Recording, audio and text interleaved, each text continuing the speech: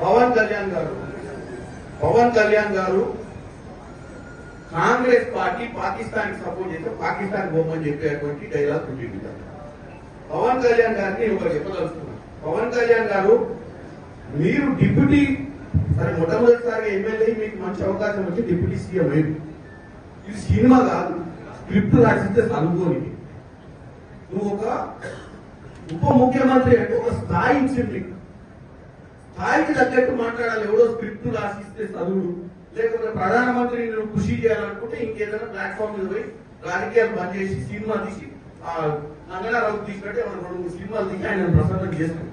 అంతే తప్ప నీకు ఒక అధికారమైన బాధ్యతలు ఇచ్చి ప్రజా సమస్యల మీద పోరాటం చేయాల్సినవి బాధ్యత లేకుండా కాంగ్రెస్ పార్టీ పాకిస్తాన్ లో సపోర్ట్ చేస్తుందని ఒక ప్రచారం చేసే ప్రయత్నం చేస్తున్నాం. కాంగ్రెస్ పార్టీ సెక్యులర్ గా ఈ దేశాన్ని కాపాడాలనుకుంటుంది.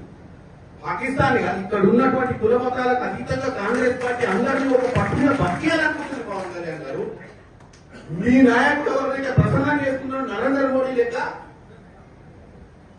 కుల మతాల మధ్యన చిచ్చు పెట్టే ప్రయత్నం చేస్తలేదు. నీకు వాస్తవంగా నిలదీసే నరేంద్ర మోడీ ఎన్ని రోజులైంది?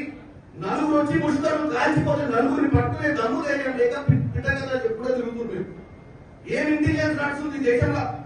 నలుగురు వచ్చి మిట్ట మధ్యాహ్నం కూడా బౌండరీ మీద కూడా కాదు, ఓటర్ మీద కూడా కాదు, లోపలికి వచ్చి 100 కిలోమీటర్ల లోపలికి వచ్చి కాల్చిపోయిన నలుగురిని పట్టలే. నువ్వు పిట్టకథ చెప్తే నువ్వు ఆ పిట్టకథ నువ్వు విని మళ్ళీ కాంగ్రెస్ పార్టీని విషప్రచారం చేసే ప్రయత్నం చేయడం అనేది వాస్తవంగా ఆంధ్ర ప్రజలు నీలాంటి ఉప ముఖ్యమంత్రిగా ఎన్నుకునేందుకు వాళ్ళ క్షేమియాలి.